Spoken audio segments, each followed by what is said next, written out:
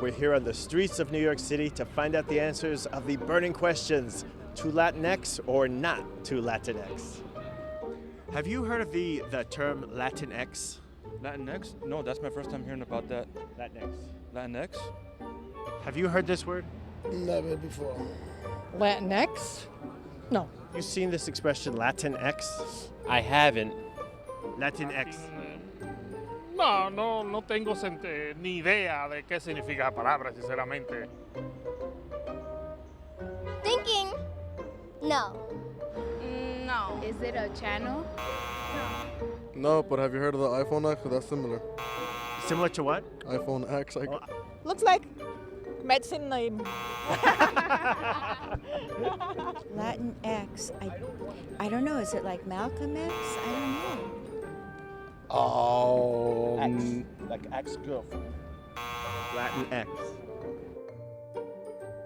Latinx is just like a gender neutral term, especially with like modern age, like the more people are coming to identify less with like male and female and kind of finding themselves in between. So kind of, especially with Spanish being like a very gendered language, having something like Latinx for people who don't identify with like both male and female specifically. The term Latino kind of denotes the masculine form, and so it's inclusive. It includes all genders instead of just like the masculine form.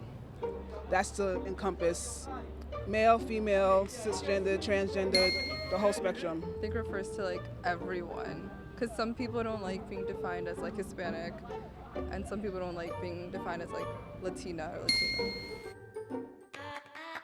I've heard just the general, like, you know, it's a change of tradition, and also within the Spanish language, it's a real demarcation, Latino versus Latina, and in mixed groups, they typically use the masculine form, so I understand that. A lot of people like to maintain these traditional roles just because, like, it is kind of like a, and not necessarily in a bad way, it is kind of like almost like a nuisance to change your, vernacular. And so when these people realize that they need to change their vernacular to be more inclusive, they refuse to do so because out of, laziness and custom. If they want to be called that, sure. More power to them. I think it's up to the person that wants to identify however they choose to. How does Chico identify? I don't want to speak for him, but I think Latino for sure. I think we should be inclusive. Instead of saying a transgender Latino or transgender Latina, just Latinx. Cover everyone.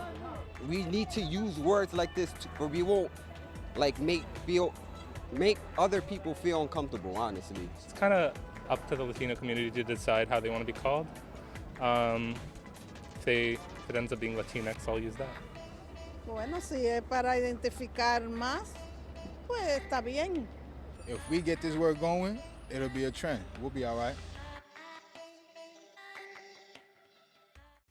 Hey, NBC News viewers, thanks for checking out our YouTube channel. Subscribe by clicking on that button down here and click on any of the videos over here to watch the latest interviews, show highlights, and digital exclusives.